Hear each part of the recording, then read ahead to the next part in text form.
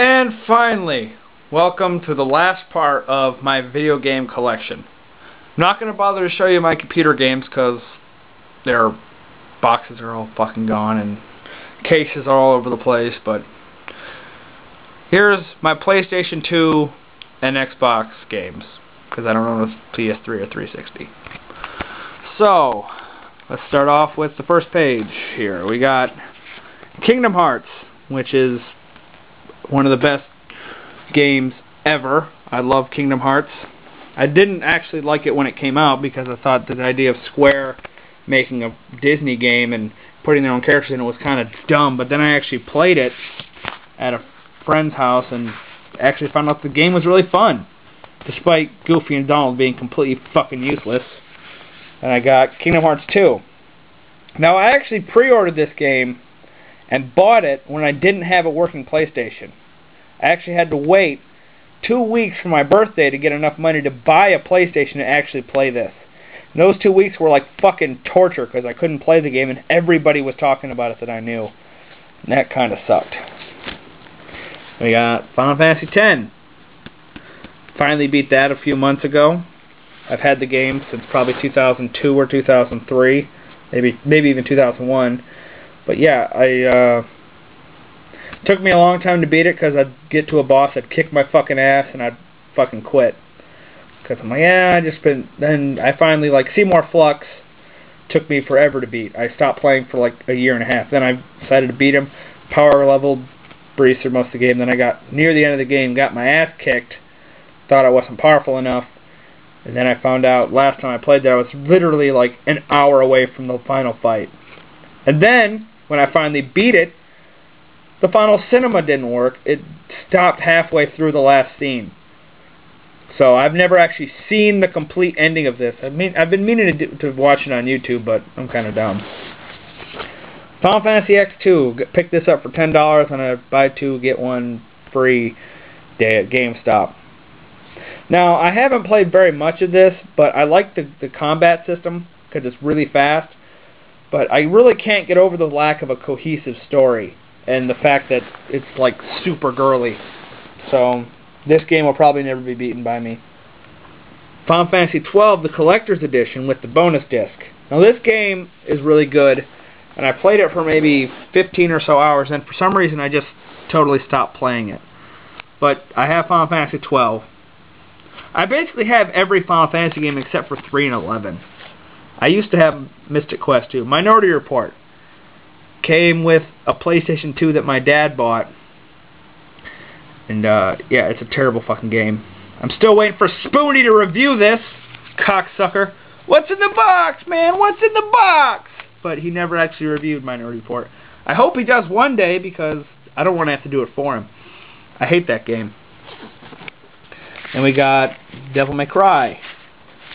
The only good entry in the series, anyway. I bought this for $10 at a Best Buy or something.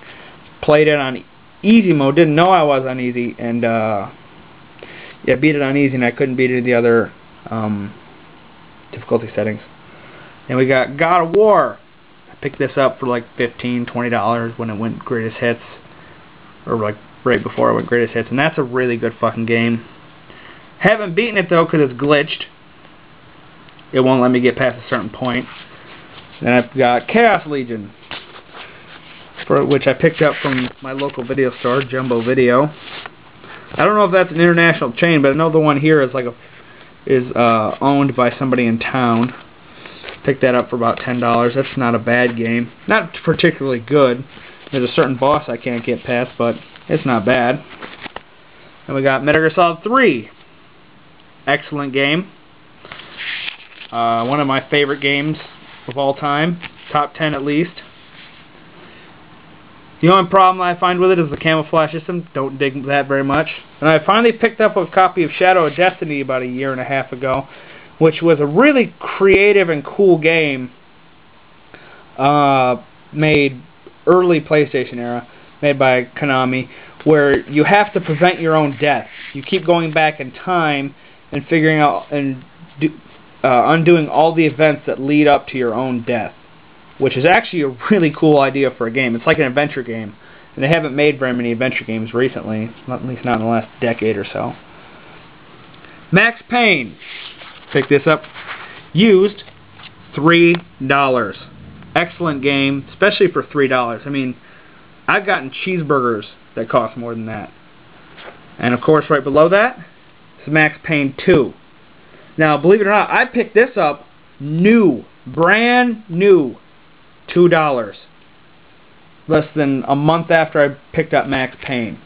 $2 fucking brand new at GameStop. I don't know if they mislabeled it, but I couldn't pass up a $2 game.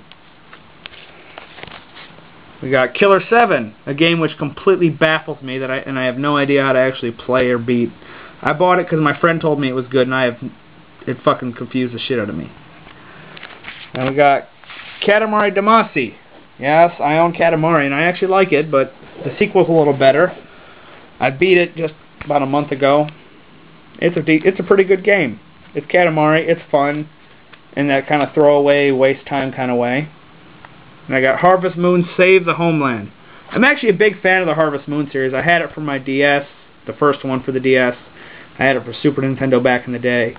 And I'm a big fan of the Harvest Moon games, even though it's mostly just doing the same monotonous shit over and over again. And we got SmackDown 4, Shut Your Mouth, which I actually got from a friend who loaned it to me, and then he got SmackDown 4, 5, or got the later SmackDown games. Completely forgot I owned it. I told him about it, he said I could just keep it, so I haven't played that in forever because I really find it boring fighting the same fucking guys for like 4 years straight. And we got Wild Arms 3. I picked this up about last fall. Haven't played it much, but I remember playing the demo, and I remember enjoying the demo a lot. And I'm about halfway through the first chapter or something. It's like done 2 or 3 of the characters. Then I just didn't play it much after that. Xenosaga. I have a love-hate relationship with Xenosaga because it's boring. Combat system is great. Probably a great story in there, but the opening, you have to basically play the game for fucking like 3 or 4 hours before you actually get to do any goddamn thing. And a lot of times they'll be like, oh, go talk to this person, and that conversation will take like a half hour. I mean, I'm used to that with like a Metal Gear Solid game, but this is just like boring ass shit. They're just talking before anything interesting happens. In Metal Gear Solid, at least, you know, they're talking about important story shit most of the time. Then I got DDR Extreme, which is actually my ex-girlfriend's. I've been holding on to it for her. I haven't played that. I know that one's got Butterfly in it. And Gundam Encounters in Space, that's also my ex-girlfriend's, which I'm holding on to for her because she doesn't have a PlayStation. Then we got Zone of the Enders, which I borrowed from a friend. I don't know if he even knows I still have it, but it's a pretty decent game. Which I actually borrowed it for this, Metal Gear Solid 2 Sons of Liberty demo disc. And then Taito Legends, right here, which is probably one of the best compilations of all time. I haven't played the second one, but other than the Capcom collection, I have not played a collection better than this. It's just old, classic arcade games, and I love classic arcade games. And now we're going to go to the Xbox section.